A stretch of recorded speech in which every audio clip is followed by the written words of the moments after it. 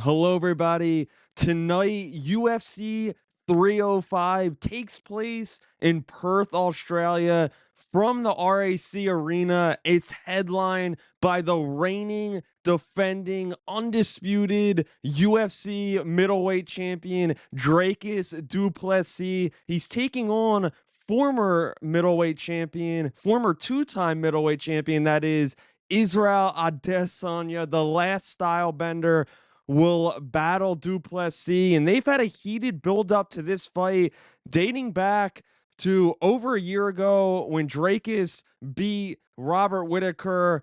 Izzy was in that front row rooting for du Plessis to settle the score because Dracus said a long time ago that he wants to be the first true African champion, and we know that's just not true.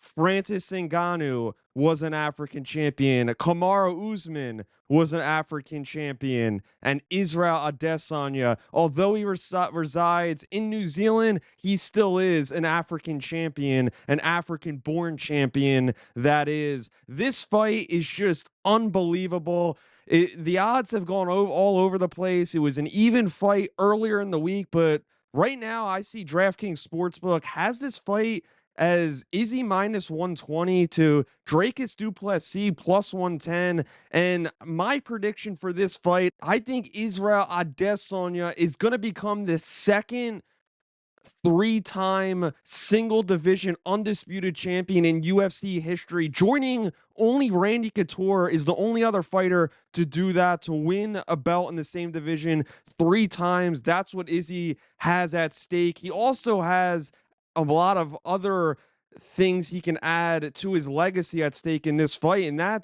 this is his 12th straight title fight, and that's good for third all time. John Jones, 16 title fights in a row. Demetrius Johnson, his streak was at 13, and then you have Izzy at 12, you have GSP at 12, and you have Amanda Nunes at 12. So Izzy, if he can win this one, he can keep bumping himself up in that all-time ladder. And I really think that people seem to forget who the last style bender is. Yes, we know he lost just 11 months ago, his longest layoff in his MMA career, to Sean Strickland. He was dominated in that fight. We know that Izzy was knocked down and wobbled and almost finished just in the first round of that fight. But that fight was supposed to be against DDP. DDP pulled out due to an injury, so Strickland took that fight on a little bit of short notice.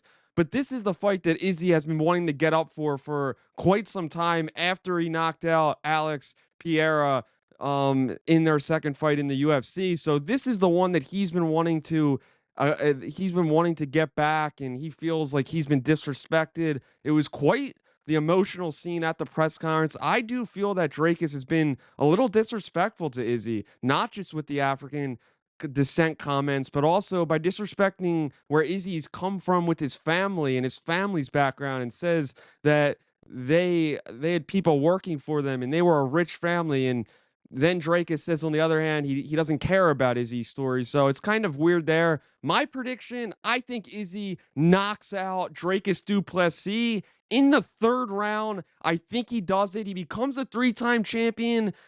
And this really puts Izzy and continues to allow him to climb up the all-time ladder. And how far can Izzy go? Can Izzy be one of the greatest of all time? Can he get to that top 3 to 5? It's still too soon to tell, but the rest of this card is amazing in its own right. Kai Kara-France, Izzy's teammate at City Kickboxing, taking on Steve Erceg, former title challenger, just lost a couple months ago in a very, very close fight to Alex Pantoja, the 125-pound champion. Kai Kara-France is an underdog in this fight, plus 150. Hasn't fought for over a year.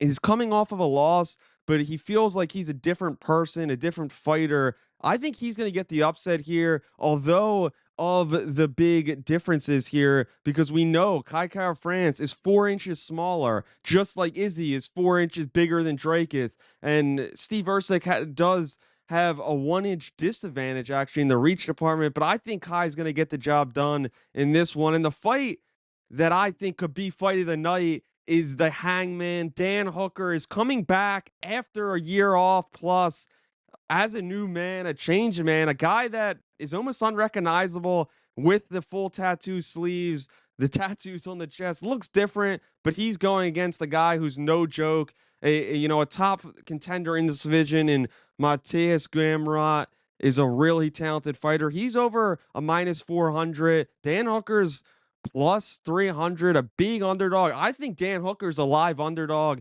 in this fight. If I had a lean, I would say Gamrot, but if this fight stays standing, it's Dan Hooker's fight to lose. Overall, UFC 305 taking place from Perth, Australia should be an amazing fight tonight. It should be a great card. And thanks everybody for tuning in.